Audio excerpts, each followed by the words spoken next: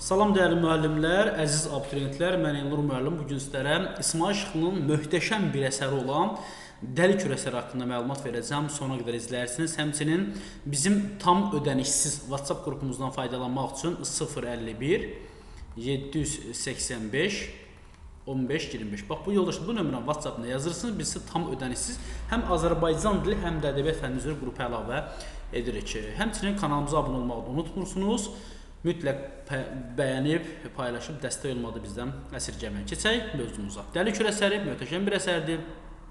Cahandır Ağa özü həmin dövrdə demək, ziddiyyətli bir obraz olmağa baxmayaraq, ailəsinin mülkünü Bədəşdə sədaqətlə qoruyan bir insandır. Baxaq yoldaşlar, birinci hissədən başlayaq. Demək, Göytəpə kəndinin yastı qazma daxmaları Kürün sahilinə qədər səpələnmişdir. Biz yoldaşlar görürük ki, əsərin başlaması Göytəpə kəndinin təsviri ilə başlayır. Yəni əsər Göytəpə kəndinin təsviri ilə başlayır. Bu yağınlıq olduğundan otlular vaxtından əvvəl göyərmiş, yazın ilıq nəfəsini duyandan sonra isə püskürüb qalxmışdı. Yəni yazın ilıq nəfəsi daha tez duymuşdu. Yağıntı çox olmuşdu, otlar vaxtından əvvəl göyərmişdi. Kürə inən cığırları da ot basmışdı. Zərrincar xanım bunların heç birini görmür. Təbii ki, Zərrincar xanım demək, Cahandır Ağanın həyat yoldaşı. Bax, Zərrincar xanım Cahandır Ağanın həyat yoldaşıdır. Zərrincar xanım təbii ki, bunların heç birisini görmürdü. O başını göy məhəccərli eyvanın dirəyində sökəb, için-için ağlayıb. Demək, əsərin əvvəlində biz Zərrincar xanımın ağlamağını görürük. Tez-tez çalağaysının ucu ilə gözünün yaşını silir. Mən bu dərdə necə dözüm, kimdən imdad diləyim, deyə inildəyir. Kürün tayından hündür qovaqların seyrələ yolğunluğunun başladığı yerdən 5-6 qaraltı göründü. Demək, əvvəl 5-6 qaraltı göründü. Zərrincar xanım dikəldi. Oğlu Şamxalın da orada olduğunu yəqin etdi. Şamxal üst başını çırpıb kəmərini daraltdı, gümüş dəstəkli xəncərini yana çəkdi. Zərrincar xanım oğlunun qabağına gəldi. Şamxal anasını göz yaşlı görüb, evdə bədbəxt bir hadisənin baş verdiyi zənn etdi. Ana ağlayır, gələn oğlunun Şamxalın qabağına çıxır. Şamxal da belə hiss edir ki, evdə hər hansı bir bədbəxt hadisə baş verir. Şamxal anasına yaxınlaşdı. Qolundan tutub diqqətlə üzünə baxdı. Yenə nə olub? Niyə gözünün yaşını 10 yerdən ələyirsən? Arvad daha da kövrəldi. Önlüyünün ətəyi ilə gözləri silib, hiccəsindən boğula-boğula dedi. Belə atan ölmüş, təzə eşqə düşüb, ay bala, deyə Zərrincar xanım göz yaşına ara verib səsini ucaltdı. Bizi el içində biabır edib. Heç ərlik boylu qızı olan, sənin kimi oğul böyüdən kişi də belə tutarmı?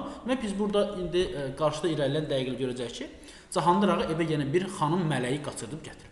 Demək, arvad öz övladına evdə baş verən hadisələ şikayət edir ki, atan ölmüş, təzə eşqə düşüb, yeni bir demək, qadın evə gətirib. Şamxal dinmədi. Zərrincar xanım irəli gəldi. Əllərini belinə qoyub Şamxalın qabağında dayandı. Deyəsən, mənim dediklərim qulaqlarına vurursan.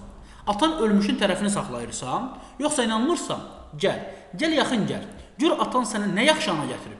Şamxalın rəngi qaçdı. Bayaqdan qorxu içində, küncə qısılıb titrə-titrə qardaşının hərəkətlərini göz qoyan Salatın özünü Şamxalın üstünə atdı, əllərini tutub yalvardı. Qurban olum ayağa, evimizə qan salma. Demək, Şamxalın bacısının adını kim idi? Salatın. Salatın Şamxalın ayağını tutulurlar ki, qurban olum ay qağa, evimizə qan salma. Amanın bir günüdür, əlini qana bulam. Şamxal bacısını itələyib kənara yıxdı. Əlini sallamalı kəmərindən açdığı xəncərin gümüş dəstəyinə yetirdi. Qızın dizin sürüm əl çəkmə görən Zərrincar dedi. Bircə belə dur, gədənin əl-ayağını dolaşma. Yəni, ana qızına deyir ki, belə dur, qoy Şamxal təzə gələn o qadını öldürsün. Yəni, ana burada bəlkə də haqq qazandırmaq olar, bəlkə də haqq qazandırmaq olmaz. Ya qəzəbdənmi, qürursuzluqdanmı? Nədənsə qızına deyir ki, bu yanı çəkib, qoy Şamxal bu təzə gələn qadını öldürsün. Demək, əl-ayağını dolaşma deyə Salatın hörüklərindən tutub dartışdırdı. Şamxal qorxusundan uçunan bu gəlinin öz tərəflərinin olmanı dərhal bildi. Yəni, Şamxal dərhal baxan kimi bilir ki, bu gəlin biz tərəflərdən deyil. Görün, atası onu hardansa Kürün aşağısındakı uzaq kəndlərin birindən gətirmişdi. Gəlinin gözəlliyi Şamxalı yumuşaldı. Yəni, gəlin mələk doğrudan da biz Dəli Kür filminə baxanda görürük ki, yəni təbii ki, orada canlandırılıb o obraz. Demək ki, onun gözəlliyi Şamxalın da əl qolunu boşaltdı. Onun qolları boşaldı. Bunu hiss edən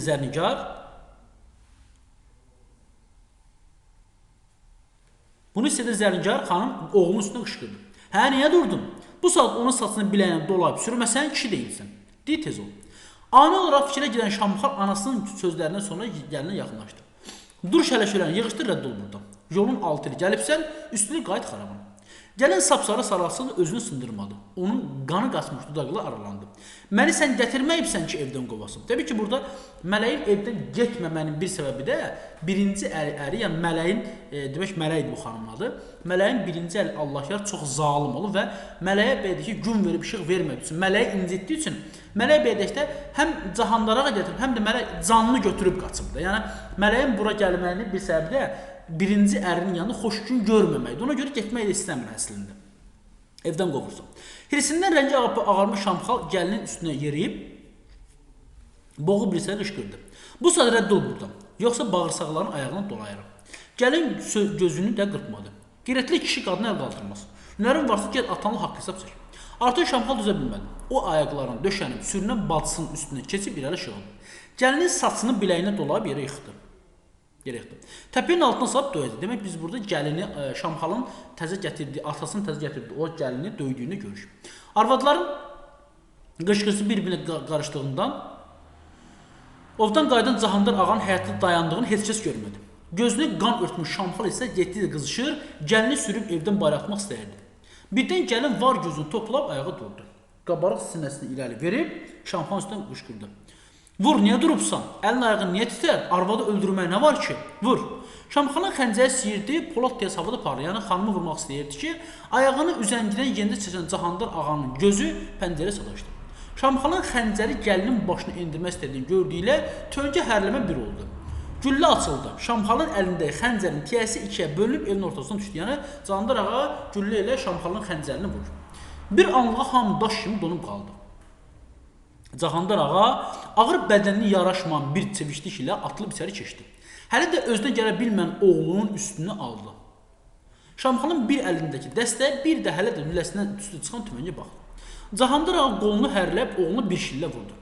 Şamxal gözləmədi bu zərbədən dik atılıb pişik cəldliyi ilə geri sıçradı. Onun gözlərində qığılcım oynadı. Ata ilə oğul döyüşə hazırlaşan buğalar kimi qabaq-qabağa dayandılar. Şamxal quzğun kimi üstünə gələn atasından əvvəlcə qorxdu. Onun nəzərində kişi getdi böyüdü və nərildən ov üstünə atılma hazırlaşan heybətli bir pələngə döndü. Lakin o özünü ələ aldı və birdən atasının üstünə atıldı. Oğlun qəfil hücumunu gözləməyən Cahandar ağa tüfəngin qundağı ilə Şamxalın sinəsindən vurub yerə sərdi. Sonra təpikləyib döyəlməyə başladı.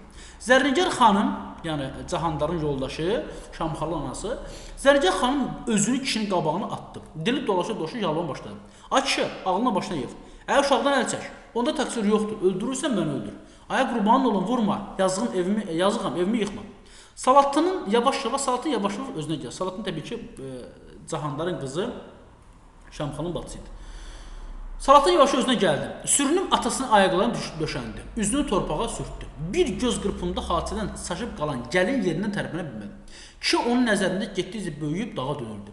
O irəli atılıb iri bədənini qabağa verdi. Cahandar ağanın ağır yumruqları kürəyinə dəysə də, dit çürküb kişinin ayaqlarını qucaqladı. Bəsdir, ay insaf. Bax, bu gələn xanım mələyin dilindən də, diqqətli oluruq. Bəsdir, ay insafsa, yazıqda tutar qalmadı. Onu yox, məni baş batmış öldür ki, bir yolu canım tutarsın. Bu, bəzən bunu götürüb Cahandarın demək yoldaşı, demək Zərnicarın dilindən verilir, elə dilə. Bunu evə gələn ikinci qadın olan, demək mələk deyil.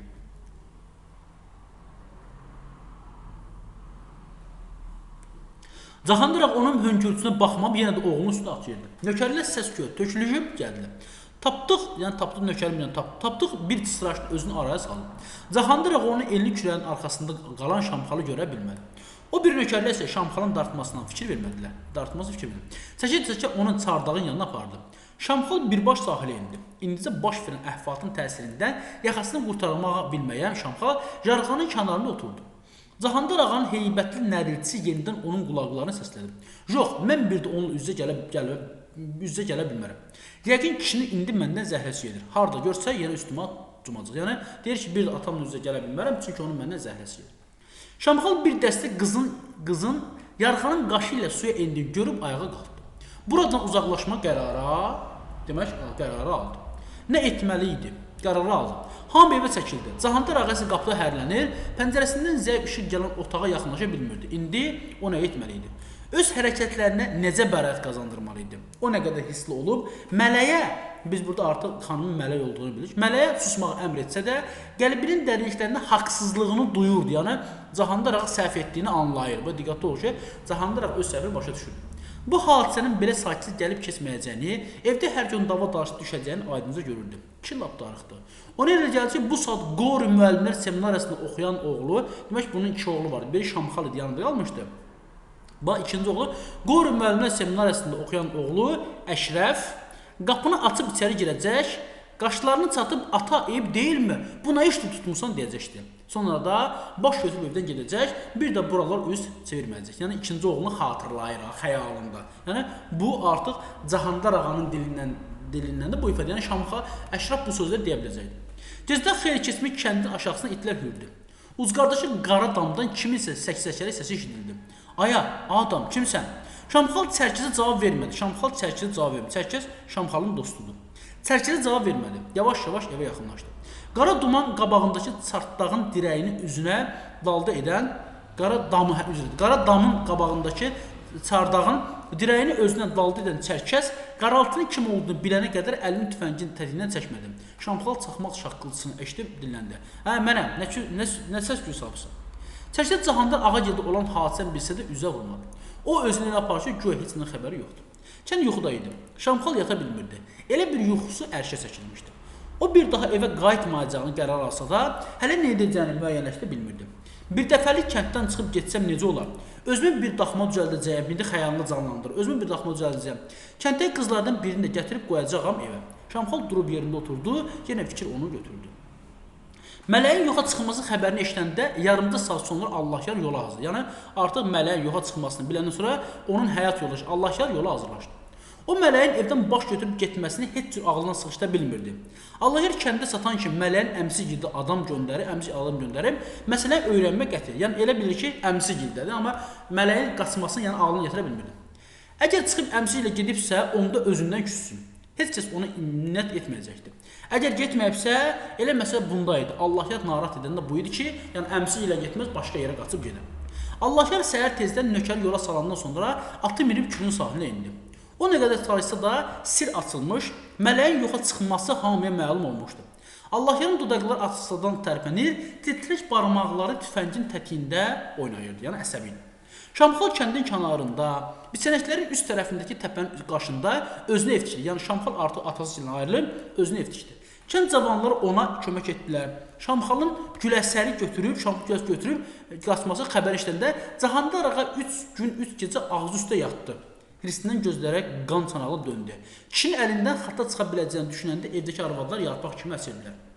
Baxın yoldaşlar, bu güləsə Çərkəzin bacısıdır. Bayaq biz Şamxalın dostu Çərkəz gördük, Çərkəz. Baxın yoldaşlar, Çərkəzin bacısıdır güləs. Güləsəri götürüb qaçır və Şamxalın güləsəri qaçırması Cahandar ağa pis təsiridir. Niyə görə pis təsiridir? Səbəb var yoldaşlar. Cahandar ağa bir ağa idi, bəy idi, mülkədar idi.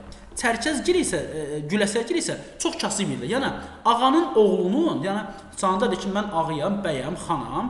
Yəni mənim oğlum bir kasıb qızını qaçırtmağı bu özünə sığışdıra bilmir. Yəni Şamxalın gedib kasıb bir ailədən qız qaçırtmağını bu qəbul edə bilmir və 3 gün 3 gecə ağzı üstə yatdı. Və hirsindən gözləri qan çanağına dönmüşdü. Kişinin əlindən xata çıxacaq biləcəyini düşünəndə evdəki arvadla yarpaq kimi əsirdilər. Cahandar ağa Şamxalı yaddan çıxartmaq üçün o biri oğlunu xatırladı. Əşrəf Gürcüstanda Qori şəhərində Qori müəllimlər seminariyasında oxuyurdu. Görəsən Əşrəf bu saat nə edir? Evdə olanları eşidilmir. O da mı məndən üz döndərəcək? Yox. Əşrəf ağıllı baladır. Şamxalın tayı deyil. Gəldik yoldaşlar ikinci hissəyə. Göytəpə kəndinin ucqarlarında, yəni kəndin ucqarlarının qutaracağında Xır yolunun üst tərəfində 3 otaqlı bir bina var. Yəni Xır yolunda, Göytəpə kəndi kənarında Xır yolunda bir bina var idi. El arasında ona Zayeş deyirdilər. Zayeşli dom sözün el arasında işlərindən şəkildir. Qocalar deyirdilər ki, düz bir il gecəli gündüzlü işləndən sonra yol hazır oldu. Yəni yol çəkənlər o evə daxma tikiblər ki, orada dincəlsinlər. Yolun kənarındakı ev isə sahibsiz qaldı. 2 il bundan əvvəl bura 24-25 yaşlı bir oğlan gəldi. Yəni o yol çəkənlər, Zaye yolunu çəkənlər bir daxma tikmişdilər ki, orada dincəlsinlər. Sonra o yol çəkildi, o çıxıb getdilər. Həmin daxma boş qaldı və orada 2 il əvvəl 24-25 yaşında bir oğlan gəldi. Cəmaət arasında bir müddət ona Post Əhməd, sonra isə şapka, yəni papaq qoyduğuna görə Rus Əhməd dedilər. Əvvəla ona heç kəs yaxın durmazdı. Xaçpərəstlə nə işimiz var deyə uzaq gəzirdilər. Ancaq yavaş-yavaş ona eşitmişdilər. Rus Əhməd bəzən Zayicin eyvanında oturub kitab oxuyurdu. Bəzən uşaqları başına yığıb məzəli söhbətlər edər, uzaq yerlərdən, qalın meşələrdən, izdihamlı şəhərlərdən, böyük çaylardan, boranlı çovğunlu diyarlardan söhbət açardı.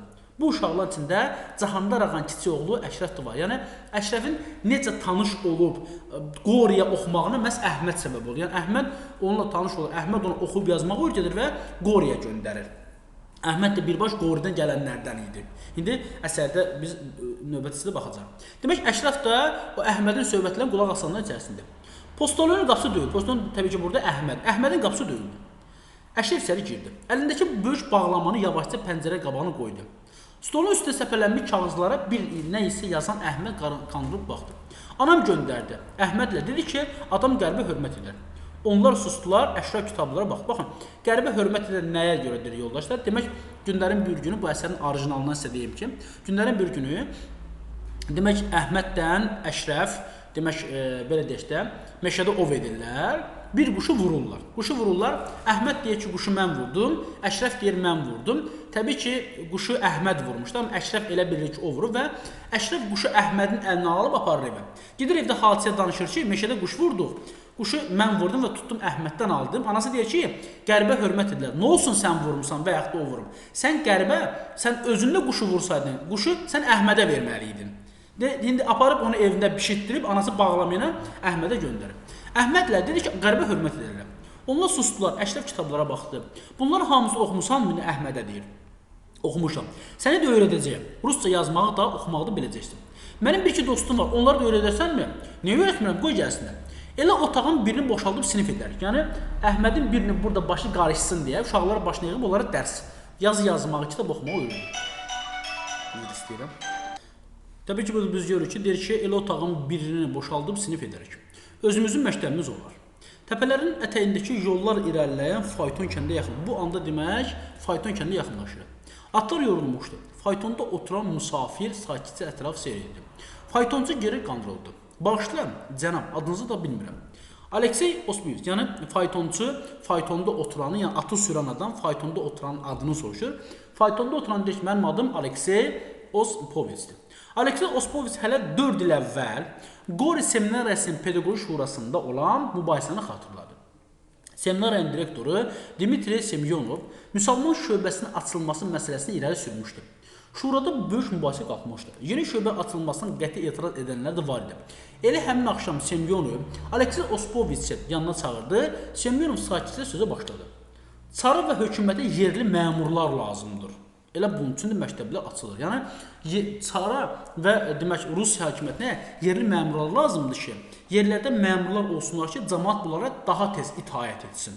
Elə bunun üçün də məktəblər açılır. Amma biz daha uzağa baxmalıyıq. Yeni məktəbdə yeni məqsədlər üçün istifadə etməliyik. Bu işdə fədakar lazımdır. İlk illər çətinlik olacaq. Siz qorxmayın. Mən sarıxıram. Əhmədi, əməli təkliflərinizi yazın. Fikrinizi mənə bildirin. Hər şeydən əvvəl şagird haqqını düşünmək lazımdır. Taparıq. Dmitri Dmitrievich, kənd bə kənd gəzmək olsam da tapacağam. Demək, Aleksey Osipovic sən demək kəndə uşaq tapmağa görə gəlib. Bunu da bu demək Semyonov deyir ki, Dmitri Semyonov deyir ki, get kəndlərə uşaq tap gətirir.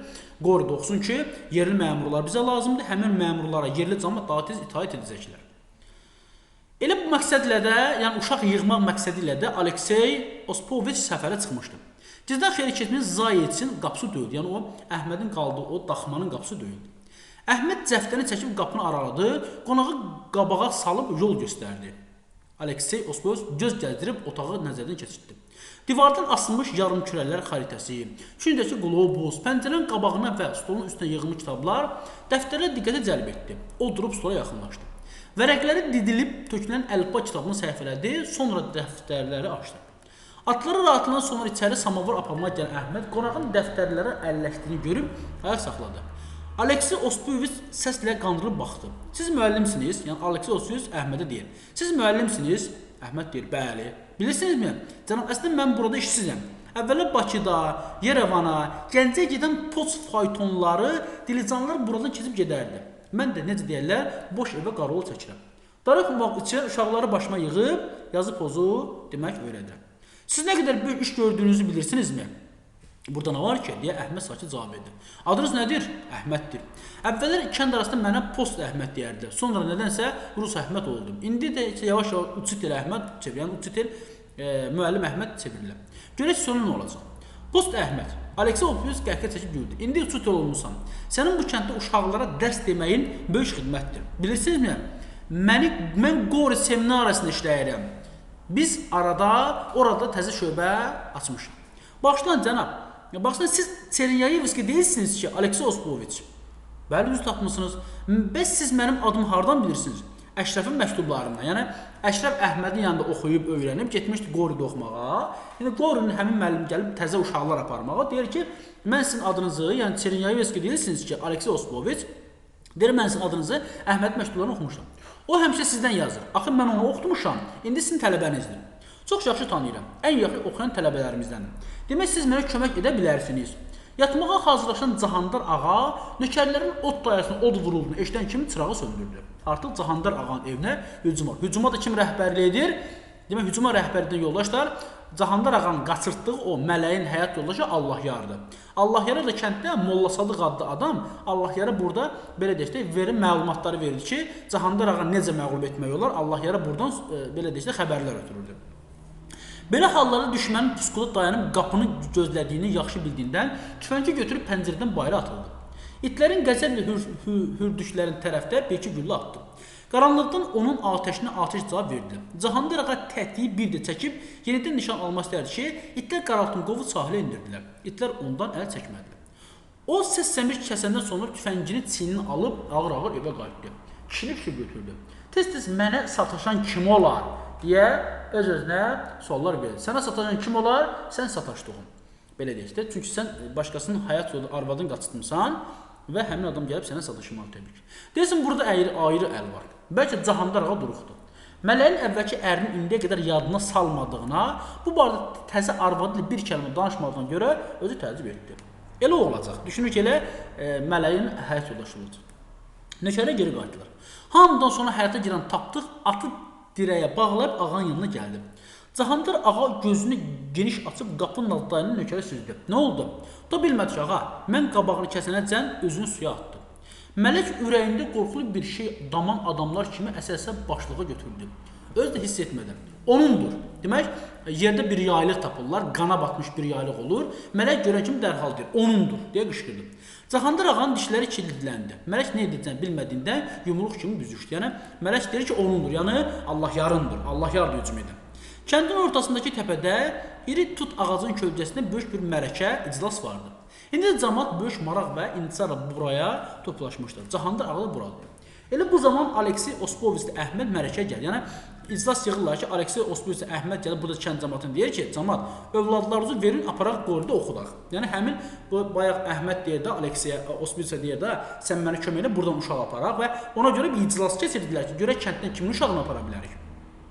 Aleksey Ospoviç mərəkədəkilər bir-bir əl tutdu, Cahandar ağa yaxınlaşına xeyli dayandı, diqqətlə ikinin üzünə baxdı. Siz Əşrəf atası deyilsiniz ki? Bəli, Cahandar ağa yavaşca dilləndi və ayağa qalxdı. Uşaq necədir? Cana başı sazırmı? Təkdir, dostlarına ötəri yaman darxır. Axı bizim məktəbdə Əşrəfdən başqa Göytəbədən heç kəs oxumur. Demək, Göytəbədən başqa biz burada heç kəsin oxumadığını gördük. O heç kəs oxumur. Elə sizin kənddə ondan ötəri gəlmişəm. Gərək kömək edəsiniz, uşaqlardan keçmiş seçib oxumağa aparaq. Söhbət bu yer çatanda aralığa suyu çöktü, Cahandar ağa nə cavab verəcəyini bilmədi. Keçək yolu əsərin təhlilinə. Əsər epik növdə roman yanrında Dəlikür roman təbii ki, Dəlikür özünün adını yoldaşlar epitetdir. Dəlikür epitetdir, Dəlikür epitetdir. Amma ümumilikdə ad simvol olaraq götürülə bilər. Həyat hadisələrin təsvirində təhkik aparıcıdır.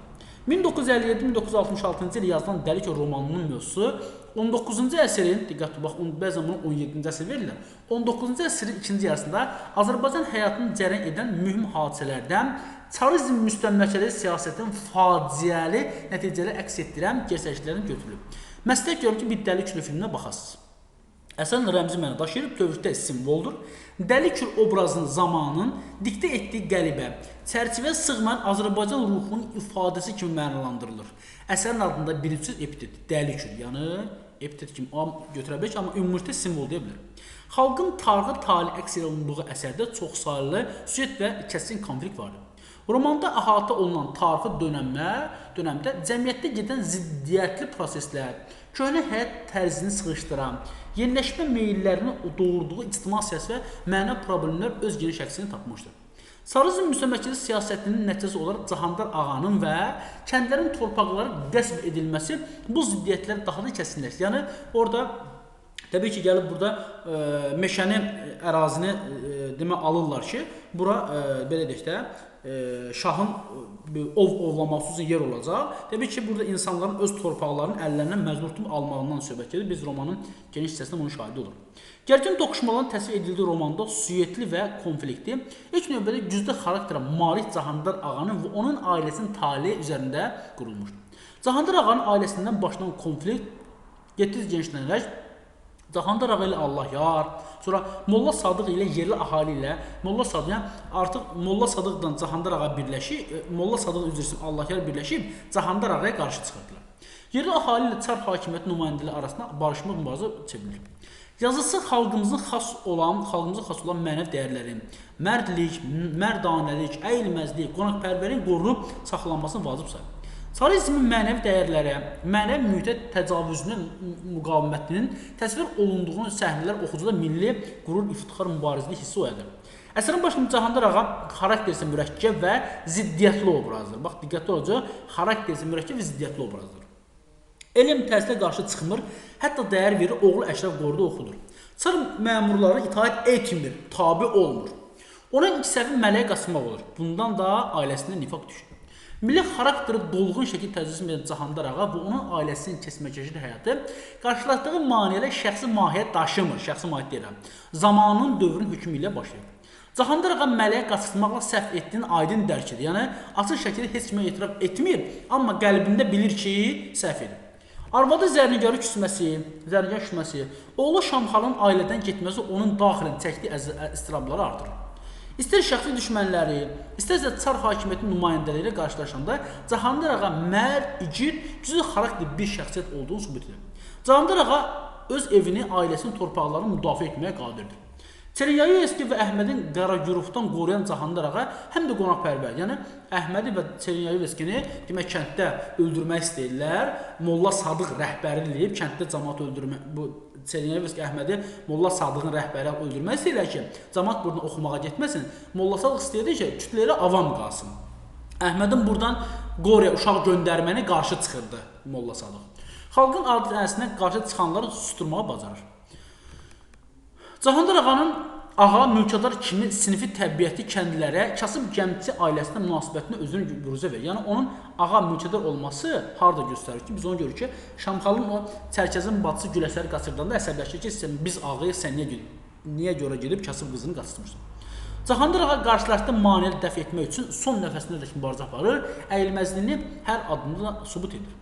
Zamanın sərt axarını yaratdığı yeni ictimai şəraitdə məfhum məhkum olan Cahandar ağa dəli kürün burulğanlı sularında həyata vida edir. Yəni özünün sonunda təbii ki, bunu çar məmurları, atlı dəstələr, kazaklar buna qatırlar qabağına, vurmaq istəyində bu özünü kürə atır. Onun faciəsini şərtləndirən yalnız tarix hadisələrin gedişi deyil, həm də şəxsi həyatındakı mənəvi sarsıntılardır. Ağır nəticələri gətirib çıxaran məqamlardır. Romanda müxtəlif dünya görüşü insanların canlı, bitkin bədii obrazları yaradılmışdır. Onların hər birisi səciyyəvi cizgiləri, fərdi xüsusiyyətləri fərqlənir. Qorun müəllimə seminariyası ilə bağlı hadisələr, Əhmədin, Çernyayevskinin simasında ziyalıların maarifçilik fəaliyyəti xalqın həyatında yeni səhifələrin açılacağından xəbər verir. Onların simasında maarifin inkişafı ümumiləşdirir. Cahandar ağanın həyatını və onun təmsil etdiyi həyat tərzinin qrubunda Əşrəfin yeniliyi təcəssüm etdirən gəncliyin nümayəndəsi kimi diqqətə cəlb edir. Əhməd Əşrəfə oxumağı, yazmağı öyrədəcəyini dedikdə, Əşrəf xahiş edir ki, dostlarını öyrətsin. Əhmədin kənddəki müharisə addımlarını Çernyayevskiyə təqdir edir, yəni təqdir etmək yoldaşsa bəyənmək deməkdir. Təqdir edir, yəni bəyənir, çox böyük iş gördüyünü deyib. Şamxal isə atası ilə aralarındakı ziddiyyətli məqamlara baxmayaraq, Cahandar ağanın milli varlıq uğrunda mübarizəsini davam etdirən obraz kimi yadda qalır. Yəni o da Şamxal özü də qürurlu idi atası kimi. Atası Şamxalı həmişə sərt şəkildə cəzalandırmır. Şamxalın mələyə xəncərlə vurmaq istəyən atasının gəlib çıxması və onun üzünə ağ olması evdən didərgin düşmənə səbəb olur. Şamxal evə bir daha getməyəcəyini qərar al gəlir və dostu Çərkəzin yanına gedir. Şamxal dostu Çərkəzin bacısı, bax öncə qeyd etdim, Çərkəzin bacısı Güləsəri qaçırdır. Bu xəbəri eşidən Cahandar ağa 3 gün 3 gecə ağzı düşür. Şamxalı unutmaq üçün Cahandar ağa Əşrəf xatırlayır. Onu Şamxalın tayı olmadığını deyir. Zərgər xanım ərinə birbaşa etiraz edə bilmir. Yəni Zərgər xanım birbaşa ərinə belə deyək də etiraz edə bilmir. Şamxalı qızışdırıb mələyin üstünə salınması ata-oğul münasibətini xələl gətirir. Qətiyyətli və qürurlu obraz deyil. Yəni Zərgər xanım qətiyyətli və qürurlu obraz deyil. Əsərdəki kəndli obrazlar saf niyyətləri halal əmələ bağlı olmalı diqqəti cəlb edir.